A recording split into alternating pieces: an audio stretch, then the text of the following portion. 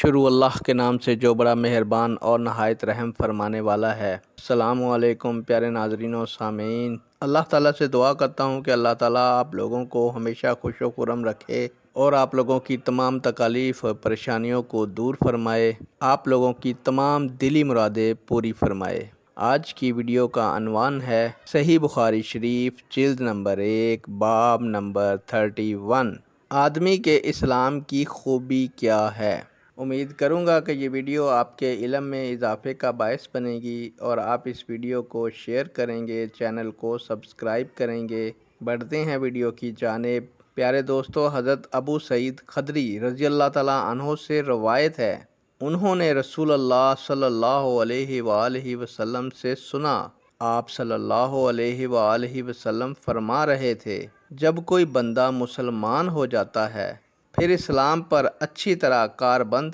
رہتا ہے تو اللہ تعالیٰ اس کے تمام گناہوں کو معاف فرما دیتا ہے جن کا اس نے قبل اسلام ارتکاب کیا تھا، اور اس کے بعد پھر قصاص کا اصول چلتا ہے کہ ایک نیکی کا بدلہ 10 گنا سے لے کر 700 گنا تک دیا جاتا ہے،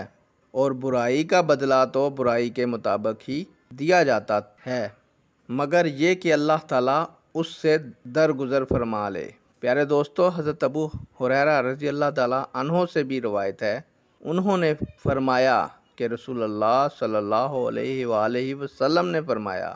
جب تم میں سے کوئی اپنے اسلام کو اچھا کرے، اسلام کا مطلب اپنے دین کو اچھا کرے، تو وہ ہر اچھائی جس کو وہ بجا لائے گا 10 گنا سے 700 گنا تک لکھی جائے گی، اور ہر وہ برا کام جو وہ کرتا ہے تو وہ اتنا ہی لکھا جاتا ہے جتنا اس نے کیا ہے۔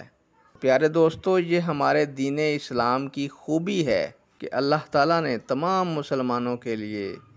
نیکی کا اجر رکھا ہے کہ وہ اجر 10 گنا سے لے کر 700 گنا تک دیا جاتا ہے، اور جبکہ اس کے برعکس ہر برے کام کا صرف اتنا ہی لکھا جاتا ہے جتنا اس شخص نے کیا ہوتا ہے۔ پیارے دوستو، اللہ تعالیٰ سے دعا ہے کہ اللہ تعالیٰ مجھے اور آپ کو نیک عمل کرنے کی توفیق عطا فرمائے اور اس عمل پر ثابت قدم رہنے کی توفیق عطا فرمائے۔ آپ سے اجازت چاہوں گا۔ اللہ تعالیٰ آپ لوگوں کا حامی و ناصر ہو۔ اللہ حافظ۔